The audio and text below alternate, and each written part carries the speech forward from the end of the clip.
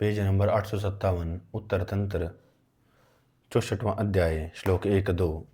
अब इसके आगे स्वस्थ व्रत अध्याय का व्याख्यान करेंगे। जैसा कि भगवान धन्वंतरि ने कहा था, सूत्र स्थान में समदोष समग्निक्ष इत्यादि से जो स्वस्थ व्यक्ति कहा है, उसकी जो रक्षा करनी चाहिए वही चिकित्सा का प्रयोजन है। वक्तव्य: चिकित्सा का प्रयोजन यही है कि स्वस्थ मनुष्य के स्वास्थ्य की रक्षा हो सके। चिकित्सा का प्रयोजन यही है कि स्वस्थ मनुष्य के स्वास्थ्य की रक्षा हो सके, और इस आयुर्वेद का प्रयोजन बताते हुए भी यही है। श्लोक 4: उस स्वस्थ व्यक्ति की रक्षा के लिए अनागत बाधा प्रतिषेध अध्याय में जो विषय संक्षेप में मैंने कहे उनको यहाँ पर विस्तार से कहूँगा। जिस जिस ऋतु में जो जो मनुष्य जो जो दोष प्रकोपित होते हैं, उन ऋतुओं में वे रस जानने वाले वैद्य देवे। श्लोक 6, 7, 8, 9, 10, 11, 12: वर्षा ऋतु में शरीरों में अतिशय आर्द्रता के कारण अग्नि के मंद हो जाने से वायु आदि दोष कुपित हो जाते हैं। इसलिए क्लीनता की शुद्धि के लिए और दोष के नाश के लिए कषाय तिक्त कटु से मिश्रित द्रव्यहीन भोजन वैद्य देवे। न तो बहुत संदिग्ध न बहुत रुक्ष उष्ण अग्निदीपक अन्नाजन राजा को वैद्य देवे। पाणिनीय वर्ग में वर्षांतरिक्ष अंतरिक्ष में का जल पीने को देवे, अथवा गर्म करके ठंडा जल मधु मिलाकर देवे। दिन के बादल वायु से भरे आक्रांत रहने से अति शीतल जल से व्याप्त नूतन उत्पन्न होने से औषधियों में अमलता आ जाती। इस कारण विद्वान मनुष्य वर्षा काल में बहुत व्यायाम न करे। पानी का बहुत पीना ओस मैथुन धूप से बचाता है। जमीन की वाष्पशीलन से बचने के लिए छत पर अट्टालिका के 2 मंजिले पर सोए। ठंड होने पर भारी वस्त्र ओढ़कर अग्नि के गर्म किए वायु से रहित कमरे में रहे। उत्तम अगर का शरीर पर लेप करके हथनियों द्वारा आना जाना करे। इस दिन में सोना और अजीर्ण इससे वर्षा ऋतु में कोशिश करके बचता रहे। श्लोक 13, 14, 15, 16, 17, 18, 19, 20 है। प्रयत्न पूर्वक शरद ऋतु में कषाय स्वादु तिक्त रस दूध गन्ने के रस की बनावटें मधु शालीधन्य मूंग आदि एवं जंगल माश सेवन करना चाहिए। श्वेत माला रात के प्रथम प्रहर में चंद्रमा की किरणों का सेवन करे। हल्के सूक्ष्म वस्त्र पहने। जल के निर्मल होने के कारण सब जल नदी कुएं आदि सब स्थानों का हितकारी है। नील कमल से शोभित तालाबों में तैरना चाहिए। रात्रि के समय प्रहर में चंद्रमा की किरणें एवं चंदन का लेप शरीर पर वर्षा में संचित पित्त को तिक्त घृतों के पीने से यत्नपूर्वक रक्त मोक्षण से विरेचनों से निकाले। तीक्ष्ण अमल उष्ण क्षार दिन में सोना धूप इनसे बचे। रात्रि में जागना मैथुन भी छोड़ देवे। मधुर शीतल जल मेद्य मेधावर्धक पवित्र स्फुटिक के समान निर्मल शरद ऋतु के चंद्रमा की किरणों से दुला अगस्त्य के निकलने से निर्विष बना निर्मल होने के कारण सब जल इसमें हितकारी है। चंदन कर्पूर से सुगंधित करके निर्मल लघु कपड़े पहने। शरद ऋतु के फूलों की माला पहने और युक्ति से सीधु की पिए। पित्तनाशक जो भी हो उन सब का सेवन करे। श्लोक 21 से 31 है। हेमंत ऋतु शीतल रुक्ष सूर्य का तेज मंद वायु की अधिकता वाली। इस ऋतु के शीतल होने से ऋतु में वायु कुपित शीत स्पर्श के कारण जठराग्नि अंदर से पिंडावृत एकत्रित हो जाती है। इससे वह रस को सुखाती है। अतः संदिग्ध भोजन इस ऋतु में हितकारी है। हेमंत ऋतु में प्रबल लवण तिक्त क्षार अमल कटु रसों का प्रचुर घी तेल तथा उष्ण भोजन का सेवन हितकारी है। शरीर पर अगर का लेप करके चंदन पानों को पेयों के साथ पिए। शरीर पर तेल की मालिश करके गर्म पानी से भरे टब में स्नान करें। अंगारों से भरी अंगीठी वाले घर में बड़े विस्तृत रेशम के से बिछाए बिस्तर पर शीत को मिटाने वाले वस्त्रों को ओढ़कर गर्भगृह के अंदर सोए। अगुरु और धूप से भरी उरु जंगन और स्तन वाली स्त्रियों का आलिंगन करके वाजिकरण खान पान से तृप्त हुआ राजा इच्छा अनुसार मैथुन करे। मधुर कटु लवण अमल खान पान तिल मांस शाक दही गन्ने के रस से बने पदार्थ सुगंधित नवीन शालीधन्य प्रस है। अनूप मांस खाने वाले एवं विदेशियों का मांस ओदक मछली एवं मांस पल्लव बत्तख आदि का मांस कछुए आदि पक्षियों का मांस खाए। निर्मल स्वच्छ मद्य पिए और जो भी बलप्रद हो उसको हेमंत ऋतु में इच्छा पूर्वक खाए। दिन में सोना अजीर्ण इनको प्रयत्न पूर्वक छोड़ देवे। शिशिर में यही विधि बरते। ये वस्त्रों के भेद जो कि गर्म होते हैं। श्लोक 32 से 39। शीतल शरीर वाले पुरुषों में हेमंत के अंदर संचित हुआ कफ वसंत में गर्मी में कुपीय होकर बहुत से रोगों को उत्पन्न करता है।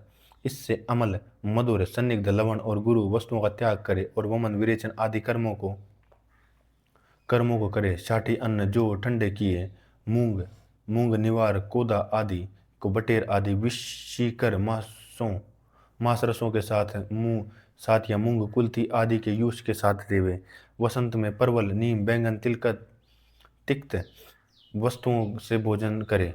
मधु, आसव, अरिष्ट, सीध, मधु, मध्य, माधविक, माधव मधु से बने का सेवन करे। व्यायाम, अंजन, तीक्ष्ण, धूम, कवल ग्रह को बरते। वसंत में जल से सब कार्य में गर्म पानी बरते। तीक्ष्ण, रुक्ष, कटु, क्षार, कषाय, सुहाता, गर्म, द्रव्य रहित जो मूंग, मधु की अधिकता का भोजन वसंत में हितकारी है। न्यूध, कुश्ती, मुसाफिरी, पत्थर फेंकना आदि व्यायाम हितकारी हैं। उपटन, स्नान, स्त्रियों का वन, इनका वसंत में सेवन। हेमंत में संचित कफ को सिरो, विरेचन, वमन, निरु, काल, कवल आदि से निकाले। मधुर, सन्निग्ध, दिन में सोना, भारी, द्रव्य बहुल वस्तुओं का त्याग करे। श्लोक 40। ग्रीष्म ऋतु में व्यायाम, धूप, परिश्रम, मैथुन, शरीर का सुखाने वाला आहार, अग्नि, गुण की अधिकता वाले रसों का त्याग कर देवे। श्लोक 41, 42, 43, 44, 45।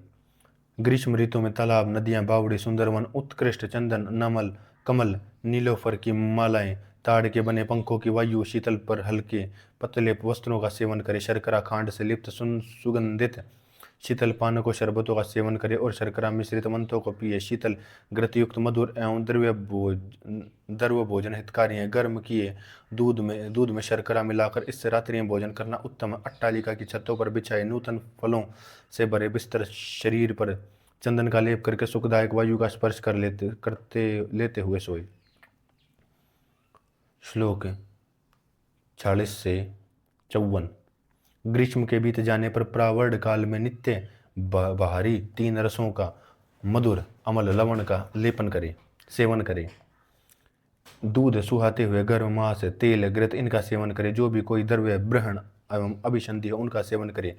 ग्रीष्म में संचित वायु के प्रकोप को विधि को जानने वाला वैद्य वातनाशक विधि से शांत कर दे।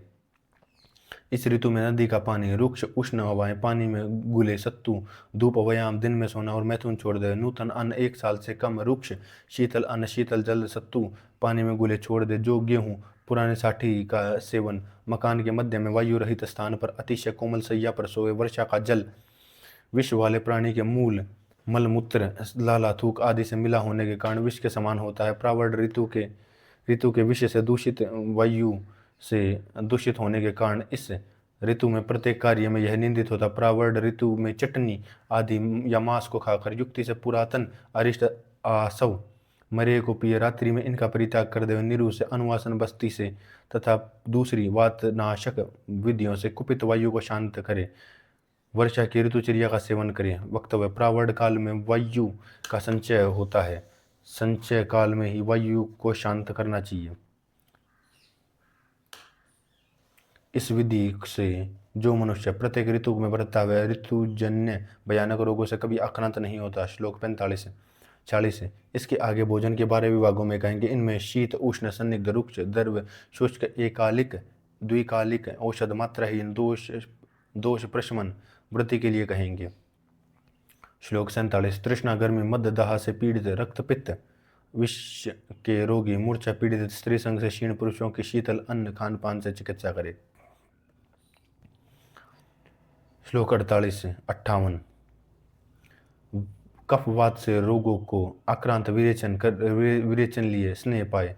क्लेद आदि शरीरों की उष्ण अन्न से चिकित्सा करें। श्लोक 59। वात प्रकृति, रुक्ष शरीर, मैथुन से पीड़ित, थके, नित्य प्रति व्यायाम करने वालों को सन्निग्ध अन्न खानपान से चिकित्सा करें।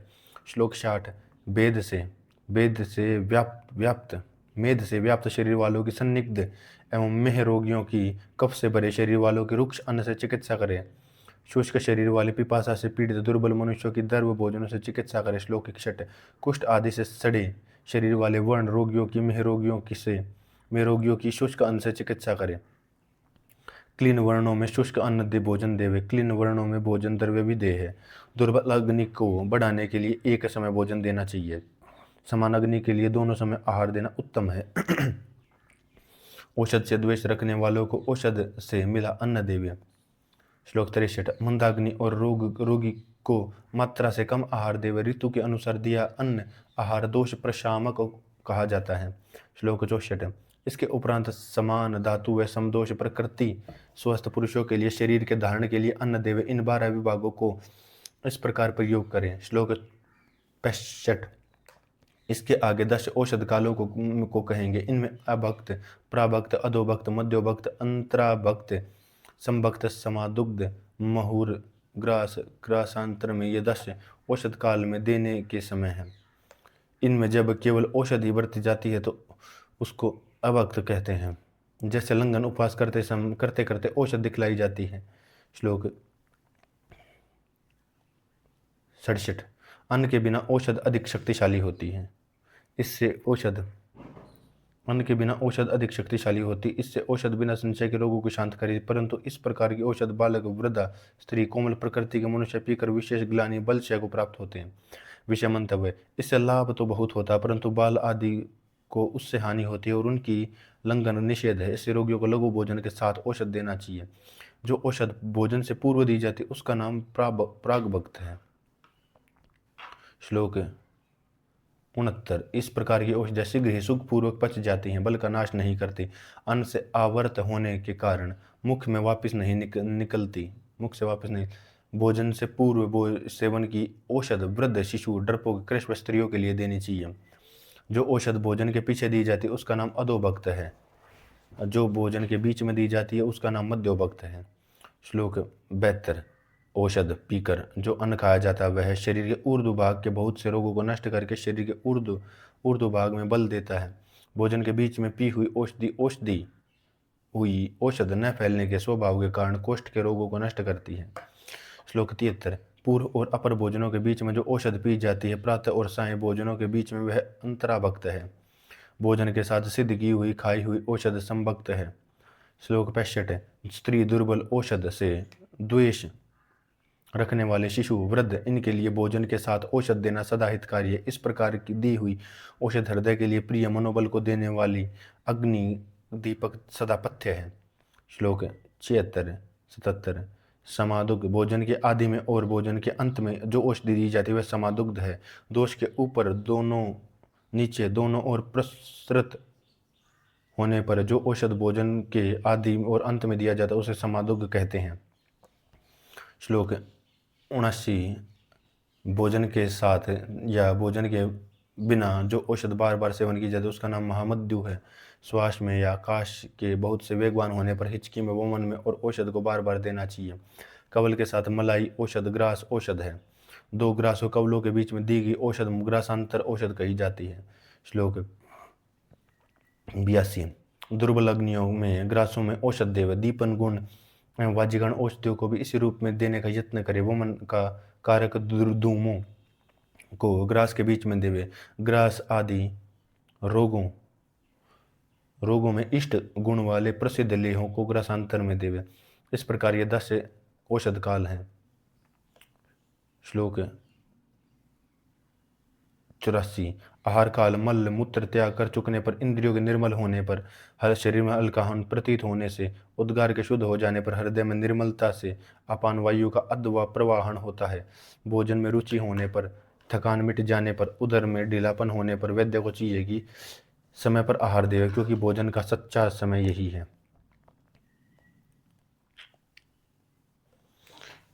65वां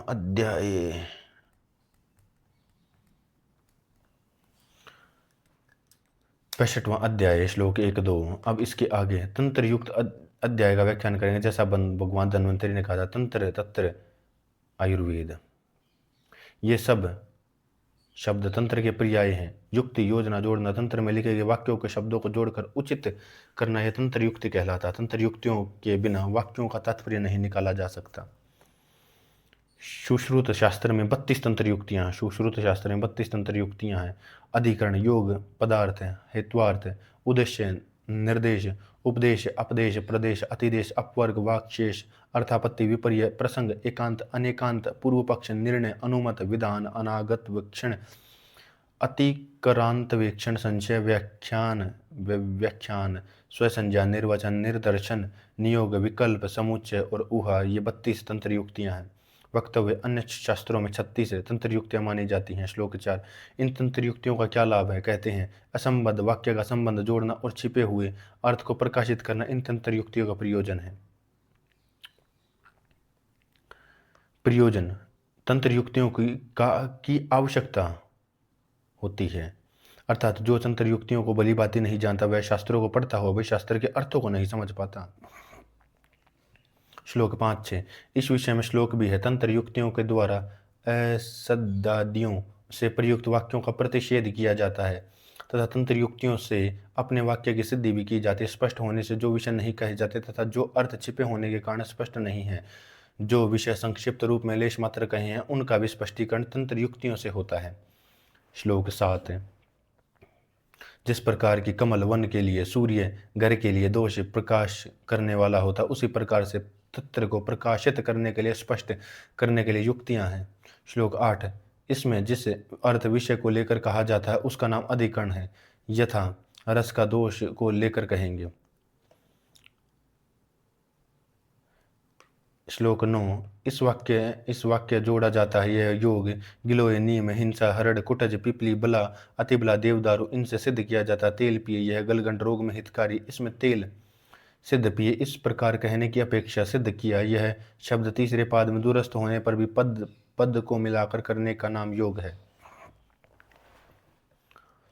सूत्र में या पद में जो अर्थ कहा जाता है उसे पदार्थ कहते हैं। एक पद या का, दो पद का व बहुत से पदों का अर्थ जो अर्थ होता है वह पदार्थ है। पदार्थों के अर्थ असंख्य होते हैं। स्नेहन, स्वेदन, अंजन में कहे हुए 2 या 3 अर्थों की प्रतीति अनुभव होती है। कौन सा स्नेहन, कौन सा स्वेद, कौन सा अंजन, इसमें पूर्व रोग को देखकर जो अर्थ निर्णय किया जाए वह लेना चाहिए। ऐसा कहने पर बुद्धि में संदेह उत्पन्न होता है कि कौन से वेद की उत्पत्ति को कहें, क्योंकि ऋग्वेद आदि वेद हैं। धातुओं का अनेक अर्थों में प्रयोग देखा जाता है। इस अवस्था में पूर्व पर संयोग को देखकर ज्ञान होता। आयुर्वेद उत्पत्ति को कहने वाले पदार्थ हैं। श्लोक 11। अन्यों के लिए कही हुई जो बात दूसरे का अर्थ सिद्ध कराती है उसे हेत्वार्थ कहते हैं। यथा पानी से मिट्टी का डेला गीला होता है, इसी प्रकार उड़द, दूध और आदि से वर्ण विक्लेद युक्त होता है। संक्षेप में कहने का नाम उद्देश्य है। संक्षेप में कहने का नाम उद्देश्य है, विस्तार में कहने का नाम निर्देश है।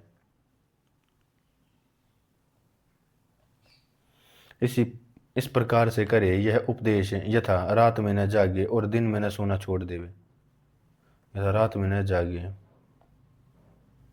और दिन में सोना छोड़ देवे। उपदेश नियोग में वेद उपदेश प्रायिक होता है और नियोग अप्रायिक होता है। श्लोक 15। इस कारण से यह कार्य हुआ है या होता है, ऐसा कहना अपदेश है। ऐसा कहते हैं कि मधुर रस कफ को बढ़ाता हुआ है या होता है, ऐसा कहना अपदेश है। ऐसा कार्य हुआ है या होता है, ऐसा कहना अपदेश है, यथा इसको मधुर रस कफ को बढ़ाता है। प्रकृत वस्तु के भी आगे जाकर सिद्ध करने का नाम प्रदेश है। इसने देववत का शल्य निकाला है, इस प्रकार से यजदत्त का भी शल्य निकाला। श्लोक 17। प्रकृत में आई हुई वस्तु को सिद्ध करने का नाम अतिदेश है तथा यथा, क्योंकि इसकी वायु ऊपर को उठती है इसलिए वह उदावर्ती रोगी होगा, यह संभावना हो जाती है। सब में व्याप्त होकर फिर आकर्षण करना अपवर्ग है। यथा विषयों से पीड़ित को स्वेद नहीं देना चाहिए, यह कहकर कीट विषद आदि को छोड़कर यह कहना अपवर्ग है। श्लोक 19। जिस अनुक्त पद से वाक्य समाप्त किया जाता है वह वाक्य शेष है तथा यथा हाथ, सिर, पैर, पार्श्व, पीठ, उदर, छाती, इतना कहने पर पुरुष के बिना कहे भी पुरुष के ज्ञान यह लिया जाता है। जो न भी कहा हो तो भी अर्थ के प्रतिपादित किया होता है उसे अर्थापत्ति कहते हैं। यथा चावल खाऊंगा यह कहने से अर्थ समझ लिया जाता है कि यह यवागु नहीं पीना चाहता। जो यहाँ हो उसके विपरीत उसका नाम विपर्य है। यथा कर्ष, अल्प प्राण, बीरू, पुरुष या दुष्कृत्य होते हैं, यह कहने से इसके विपरीत समझ लिया जाता है कि जो दृढ़ बाहुप्राण निडर व्यक्ति सुचिकित्सक होते हैं। श्लोक 22 है। दूसरे प्रकरण समान तुल्य, इसका नाम प्रसंग है अथवा प्रकरणों के बीच में जो विषय बार बार कहा जाता समाप्त किया जाता उसे प्रसंग कहते हैं। यथा वेदोत्पत्ति अध्याय में पंचमहाभूत शरीर समवाय पुरुष, उसमें क्रिया नहीं, क्रिया वही औषधि अधिष्ठान है, यह कहकर भूत चिंता अध्याय में फिर कहना कि क्योंकि कहा जाता है पंचमहाभूत शरीर समवाय पुरुष इति, यह कर्म पुरुष चिकित्सा अधिकृत है। जो बिना विकल्प के निश्चय रूप से कहा जाता है वह एकांत तथा निशोत विरेचन करता है, मदन फलगुमन कराता है। श्लोक 24। कहीं ऐसा और कहीं दूसरे, कहीं ऐसा जैसा हो अनिश्चित, उसे अनेकांत कहते हैं। यथा कोई आचार्य कहते हैं कि द्रव्य प्रधान है और कोई रस को, कोई वीर्य को और कोई विपाक को प्रधान मानते हैं। श्लोक 25। आक्षेप पूर्वक प्रश्न को पूर्व पक्ष कहते हैं। आक्षेप पूर्वक प्रश्न को पूर्व पक्ष कहते हैं। प्रमेय किस कारण से असाध्य होते हैं। यथा वातजन्य 4 प्रमेय किस कारण से असाध्य होते हैं, इसके उत्तर का निर्माण नाम निर्णय है। यथा शरीर को पीड़ित करके पीछे नीचे मूत्राशय में जाकर वसा मेद मज्जा को मिलाकर मूत्र वायु त्याग करता है, इसलिए वातजन्य प्रमेय असाध्य है। कहा भी गया संपूर्ण शरीर को पीड़ित करके मेद मज्जा वसा से मिली वायु अधोभाग में प्रकुपित होकर, इसलिए वातजन्य प्रमेय असाध्य है। दूसरे मत को स्वीकार करना, विरोध न करना अनुमत तथा दूसरे कहे 7 रस हैं, इसका विरोध न करने से किसी प्रकार का सहमत होना अनुमत है। प्रकरण के अनुसार कहने का विधान, यथा टांग के मर्म 11 प्रकरण के अनुसार कह दिए गए हैं। श्लोक 30 है। इस प्रकार से कहेंगे, यह कहना अनागत वेक्षण है तथा श्लोक स्थान में कहे चिकित्सा में कहेंगे। श्लोक 31 है। जो पहले कहा हो उसे कहना उक्रांतावेक्षण है तथा चिकित्सा में कहे श्लोक स्थान में जैसा कहा है। हेतु का दोनों में घटना संशय है। यथा तल हृदय मर्म पर चोट लगना प्राण हर, हाथ पैर का कटना प्राण नाशक नहीं। श्लोक 33। अतिशय विषय का कहना व्याख्यान है। यथा इसे सुश्रुत में 25 तत्वों का पुरुष को कहा जाता है। दूसरे आयुर्वेद तंत्रों में भूतादि अहंकार के आरंभ से अव्यक्त से नहीं व्याख्यान किया जाता।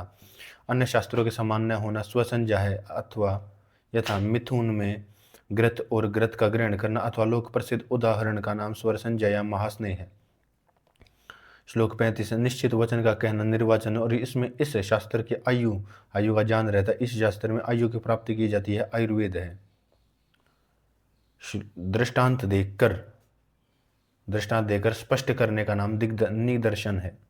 यथा अग्नि वायु के साथ मिलकर तिनकों के ढेर को तिनकों में ढेर में बढ़ती हुई, इस प्रकार वात पित्त कफ को दूषित वर्ण बढ़ाता है। यही करना चाहिए, इसका नाम नियोग है। यथा पथ्य खाना चाहिए। वक्तव्य इसका अपवाद भी होता है। यह भी है और यह भी, इसका नाम समुच्चय है। यथा मांस वर्ग में एण हिरण आदि मुख्य हैं और बटेर तीतर सारंग आदि भी मुख्य हैं। यह अथवा यह, इसका नाम विकल्प है।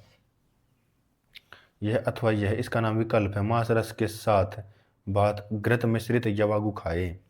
जो न कहा गया हो उसे बुद्धि से जानने का नाम उहा है। जो न कहा गया उसे बुद्धि से जानने का नाम। यथा अन्नपान विधि में कहा है कि 4 प्रकार का अन्न कहा जाता है, भक्ष्य भोज्य है पेय। इस प्रकार 4 प्रकार का कहने में 2 प्रकार का कहा जाता है। यहाँ तर्क बुद्धि से विचारना चाहिए कि मुख्य रूप से 2 प्रकार के अन्नपान से ग्रहण करने में 4 प्रकार के अन्न का ग्रहण हो जाता है। अतिशय विभाग रूप में 4 प्रकार का आहार भी 2 प्रकार का ही है, इसलिए 2 प्रकार का प्रसिद्ध है। और कुछ अन्न से भक्ष्य वस्तु अलग नहीं है। धन वस्तु की समानता से पेय, घन वस्तु की समानता से पेय, लेह और समावेश हो जाता है द्रव्य की समानता से। श्लोक 41, 42, 43 इस विषय में श्लोक है। इन तंत्र युक्तियों की व्यवस्था सामान्य रूप में कह दी गई है। विद्वान को चाहिए कि इनकी विशेषताओं को योग के अनुसार निश्चय कर ले। यंत्र के सार को ढूंढने में 32 युक्तियां, इनको शब्द अर्थ न्याय के साथ मैंने भली प्रकार कह दिया। जो बुद्धिमान इन प्रकाशमान युक्तियों को भली प्रकार जानता है वह पूजा के योग्य श्रेष्ठ वेद्य और धन्वंतरी का मत है। 66वां अध्याय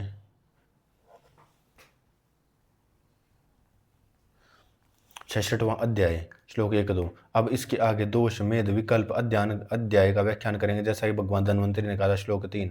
आयुर्वेद के 8 अंगों के विद्वान महातेजस्वी शास्त्र के अर्थों में संपूर्ण रूप से संशय रहित सूक्ष्म आगत शास्त्र के सार दिवोदास को विश्वामित्र पुत्र श्रीमान सुश्रुत ने पूछा।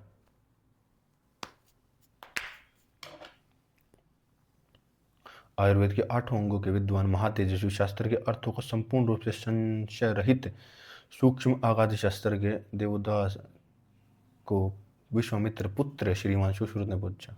वक्तव्य। विश्वामित्र यद्यपि राज ऋषि थे, तथापि तप के कारण ब्रह्म तेज दीप्त होने के कारण श्रीमान कहे हैं।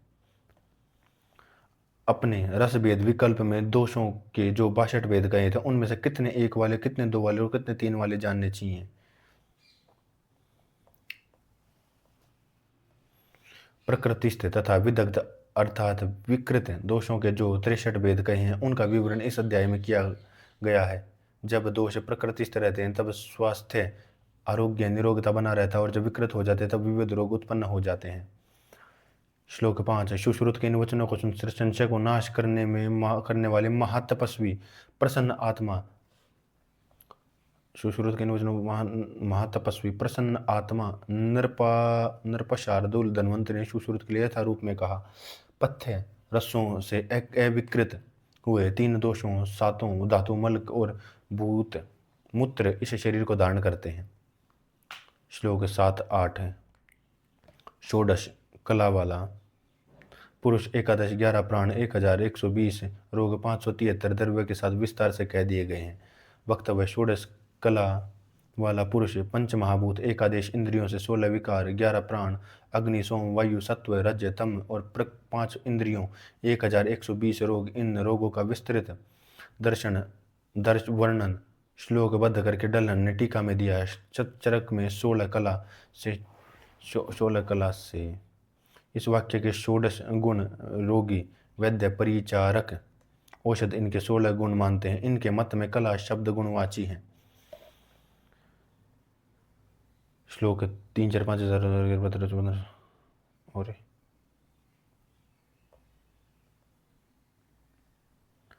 श्लोक 9। इस प्रकार सत्व रज तम गुण भिन्न प्रकार 62 प्रकार के होते हैं, उसी प्रकार से तीनों दोष भी विभक्त होकर 62 प्रकार के हो जाते हैं। कफ प्रकृति पुरुष में सत्व गुण की प्रधानता और कफ में सत्व और तम दोनों गुण के रहने से यथा। श्लोक 10-11। पृथक रूप में वात पित्त कफ तीनों दोषों में 2 दोष स्वस्थ और 1 बढ़ा रहे हैं। इस प्रकार से 3 भेद बनते हैं। 2 दोष के समान रूप में बढ़ने से और 1 में अस्वस्थ रहने से 3, अथवा 2 दोष में 1 दोष के अधिक बढ़ने से और तीसरे दोष के स्वस्थ रहने से 6 भेद हैं। इस प्रकार सम अधिक भेद से 9 कुल 9 भेद हैं। तीनों दोषों के बढ़ने से 13 भेद होते हैं, तथा तीनों दोषों के मिलने पर 1 दोष की अधिकता से 3, दोषों के मिलने पर 2 दोषों के बढ़ने से 3, सम मध्यम अलवण भेद से 6, तीनों की अधिकता से 1। इस प्रकार 13 भेद हैं। जिस प्रकार दोषों की वृद्धि से ये 25 भेद होते हैं, उसी प्रकार दोषों के क्षीण होने से भी 25 भेद होते हैं। क्षीण मध्य अधिक क्षीण भेद होते हैं। इस प्रकार से 62 भेद हैं। विषय मंतव्य। यह स्मरण रखिए कि दोषों के बढ़ने से रोग नहीं होते, अपितु घटने से भी रोग होते हैं। विदग्ध दोषों के ये 62 भेद अर्थात अवस्थाएं हैं, और रोग का निदान करते समय दोषों का आशांश कल्पना इनके द्वारा इनका विवेचन किया जाता। चिकित्सक इसका विचार करे कि कौन दोष वृद्ध है, कौन दोष क्षीण है तथा कौन दोष सम है।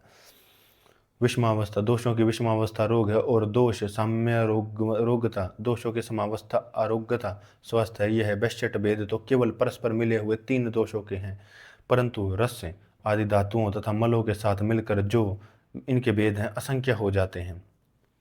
श्लोक 12-13-14। दोष रक्त आदि धातु और मलों से मिलकर असंख्य बन जाते हैं, इसलिए दोष मेद विकल्पना का नियमन करके रोगों को जानकर कहे हुए रस भेदों से चिकित्सा करे। वैद्य करता है, रस करण साधन है। दोष कारण आरोग्य कार्य और अनारोग्य अकार्य है। विषमंत चिकित्सा कर्म में वैद्यकर्ता चिकित्सा करने वाला, मधुर आदि रस कर्ण अर्थात चिकित्सा के उपकरण है, इनके द्वारा चिकित्सा की जाती है, दोषों का शमन किया जाता है। वात आदि दोष रोगों का कारण हेतु है और आरोग्य स्वास्थ्य कार्य कर्तव्य कर्म है। वैद्यकर्ता रसों उपकरणों द्वारा दोषों और रोग कारणों का शमन करता है, यही कार्य कर्तव्य कर्म है। श्लोक 15 66 अध्यायों में अर्थ पद कर्म से ज्ञान ऐश्वर्य और बड़ा, यह संपूर्ण उत्तर तंत्र में गुथा हुआ है। श्लोक 16 स्पष्ट गूढ़ अर्थ को बताने वाला, मंद बुद्धि वाले भी जिनको सरलता से जान सकते हैं, इसको विधि एवं प्रश्न के अनुसार आप कह दिया है। श्लोक 17 कही हुई विधि के अनुसार उत्तर तंत्र के इस संपूर्ण ब्रह्म ज्ञान को पढ़कर मन से ग्रहण किए हुए भली प्रकार समझे विषयों से अलग नहीं होता। यह ब्रह्म वचन ब्रह्मा का वचन पूर्ण सत्य है।